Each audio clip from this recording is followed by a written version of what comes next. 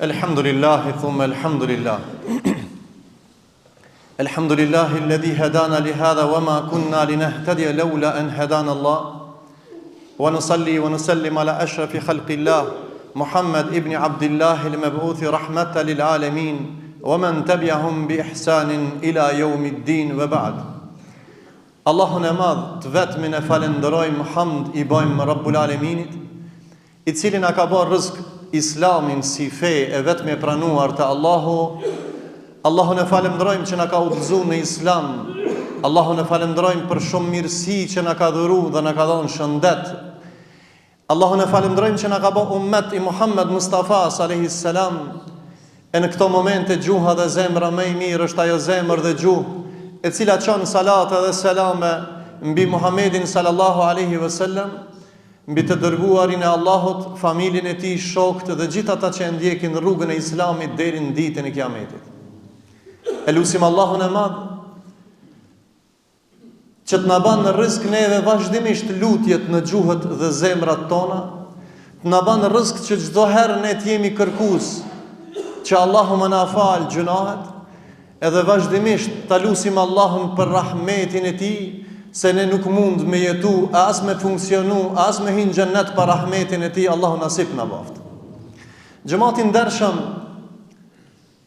Ramazanin e kaluam me shpresë tek i madhi Allah që gjithë ne dhe muslimanët anën ban botës në këtë stacion të veçantë të Ramazanit e kanë madhruar Allahun duke e lutur Zotin shumë.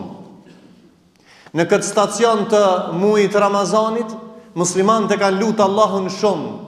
Dhe kjo është shenja e besimit në Allahun e madh. E pastaj shumë njerëz kanë derdhur lot duke kërkuar falje nga ai që fal, ai është Allahu.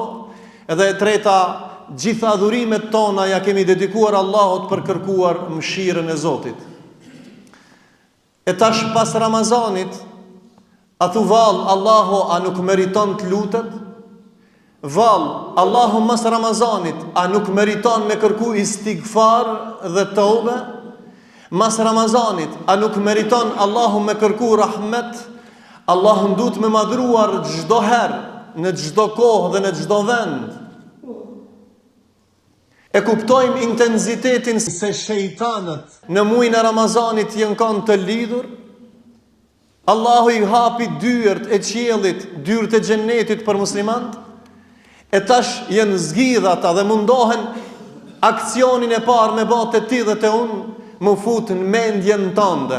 Mesazhi i hutbës është të madhrojmë Allahun pas Ramazanit, po me rrezikun mëse helmo mendimin e keq për Zotin tanë dhe zemrën tënde mëse helmo. Njeriu është krijesë që Allahu i ka dhënë mend, i ka dhënë logjik.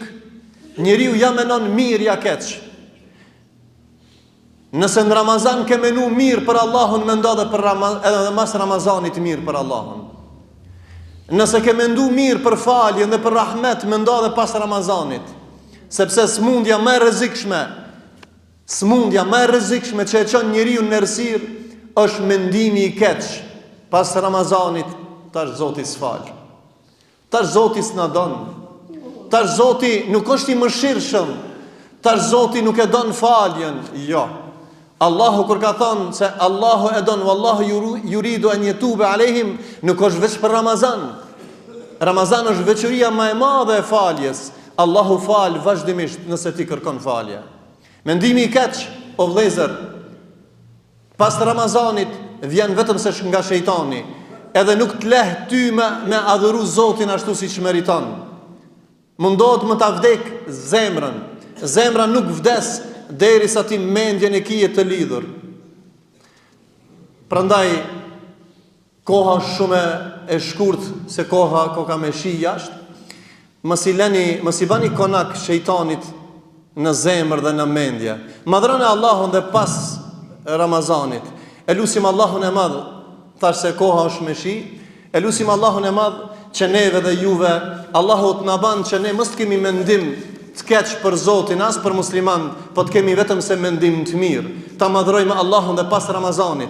Ta agjerojmë edhe ditët e Shevalit, se kush e agjeron 6 ditë të Shevalit, është sikur me agjeruar komplet vitin.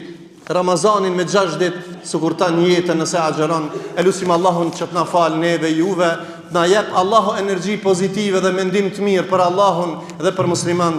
Elusim Allahun për udhëzim vazhdimisht. Allahu nasip na bëft shahadetin në momentin e vdekjes. أقول قولي هذا واستغفر الله لي ولكم ولسائر المسلمين فاستغفروه إنه الغفور الرحيم.